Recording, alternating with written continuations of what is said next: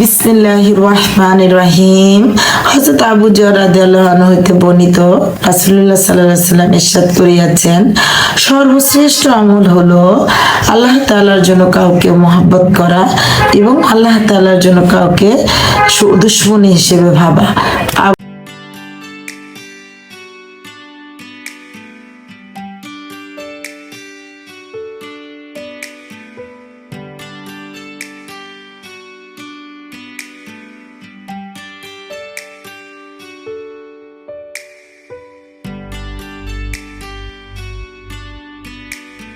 বিসমিল্লাহির রহমানির রহিম।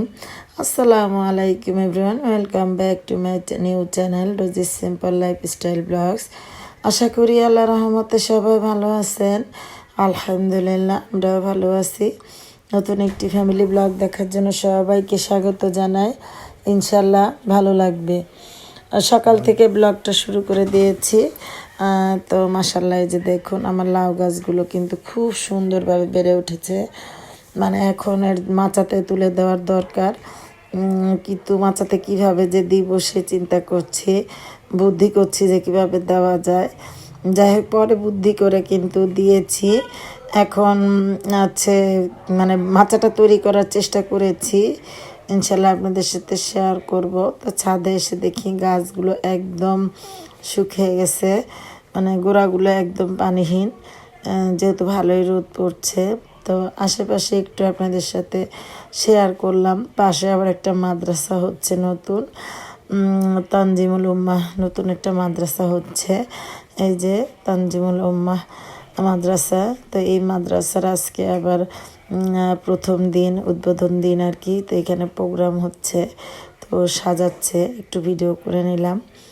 আর আশেপাশে খুব সুন্দর রোদ উঠেছে, চারিদিকের বিল্ডিংটা একটু ভিডিও করলাম। তো এই যে বরাবরের মতোই চাল ডালের পানি ধুয়ে রেখেছি আমি, 5 লিটারের বোতল ভরে রেখেছি। এখন একটু পানি দিয়ে দিচ্ছি।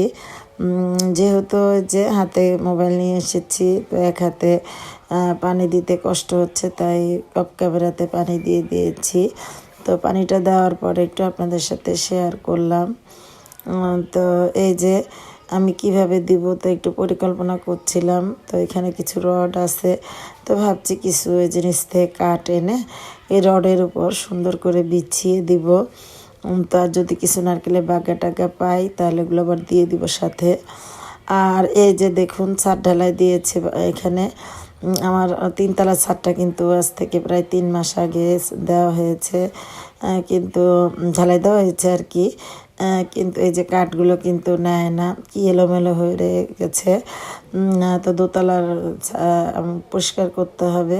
তো ওদেরকে বারবার বলি নিয়ে যেতে, এই বাঁশ এবং কাঠগুলো কিন্তু নেয় না, সেই কারণে এভাবে এলোমেলো হয়ে রয়েছে, দেখতে খুব খারাপ লাগে। তারপরও কি করব বলুন, আপনাদের সাথে শেয়ার করি। তো এই যে দেখুন আমি কিভাবে কাঠগুলো বিছিয়ে দিচ্ছি। এই যে এইভাবে সবগুলো কাঠ বিছিয়ে দিচ্ছি। অনেক কষ্ট হচ্ছিল, কারণ একে তো রোদ উঠেছে প্রচুর। তারপরে আবার এই যে দেখুন হচ্ছে নিচ থেকে দোতলা থেকে 3তলায় উঠাতে হচ্ছে কাঠগুলো কিন্তু খুব ভালোই ভারী। তো এই পাশ দিয়ে একটু ফাঁকা রেখেছি। তো এইভাবে এই যে আগাটা ভিতর দিয়ে এভাবে বেঁধে দেবো, উপরের দিকে যেন বেয়ে উঠে যায়। যাক, দেখা যাক কেমন হবে। ইনশাল্লাহ আপনাদের সাথে তো আমি শেয়ারই করব।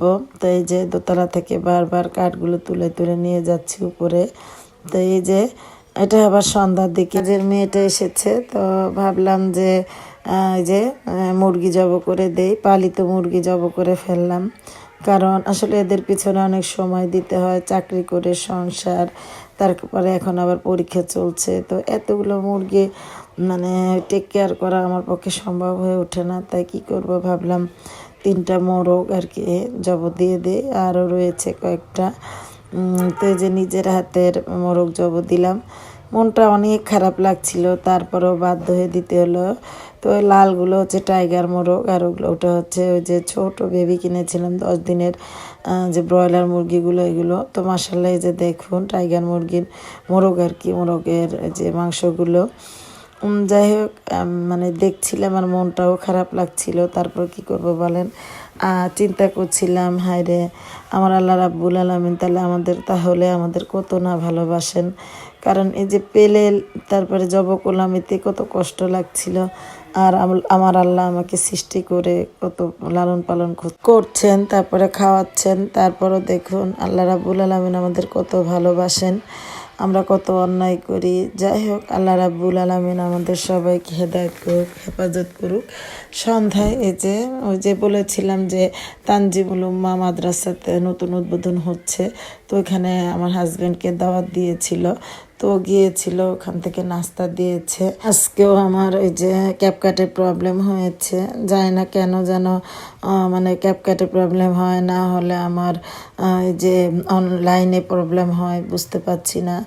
তো কখন যে এই ভিডিও আপলোড হবে আমি জানি না। যাই হোক, আপনারা আমার পাশে থাকবেন প্লিজ। সবাই ভালো থাকবেন, 5 ওয়াক্ত নামাজ পড়বেন, কোরআন শরীফ পড়বেন। আল্লাহ হাফেজ, আসসালামু আলাইকুম।